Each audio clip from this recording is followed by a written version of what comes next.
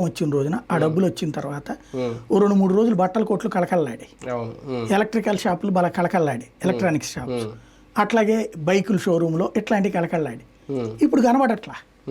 అట్లాగే ఓ అమ్మ ఒడి డబ్బులు వచ్చినటువంటి సందర్భంలో స్కూళ్ళ దగ్గరికి సందడి కానీ ఇది ఒక సిస్టమ్ నడిచింది. ఇప్పుడు అవి నడుస్తున్నాయా? ఇప్పుడు అన్న క్యాంటీన్ సంబరం అంత అది కళకళలాడింది. దాని గురించి చర్చ వచ్చింది కదా. అది ఆ తర్వాత మళ్ళీ ఏం చర్చిస్తారు? ఇప్పుడు ఈ 2 నెలల్లో చెప్పుకోవడానికి 1 నెలలో పెన్షన్ వచ్చింది, 2 నెలల్లో అన్న క్యాంటీన్ వచ్చింది. That's enough. ఇవి 2 కూడా సామాన్య ప్రజలతో సంబంధం లేనిది. అంటే అన్న క్యాంటీన్ సామాన్యులే, 300 మంది తినేది అక్కడ.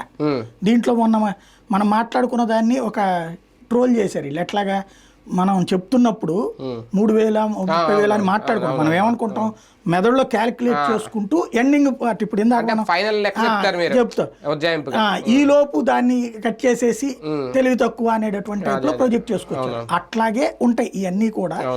బేసిక్గా ఏంటంటే మనం దాంట్లో మనకు కావాల్సిన పార్టే కట్ చేసుకుని వాడుకునేటటువంటి స్వేచ్ఛను వినియోగించుకుంటాం.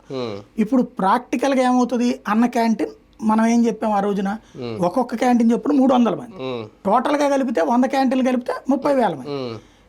అదే సందర్భంలో మిగతాది కలిపితే 3 పూట్లది కలిపితే 1,00,000.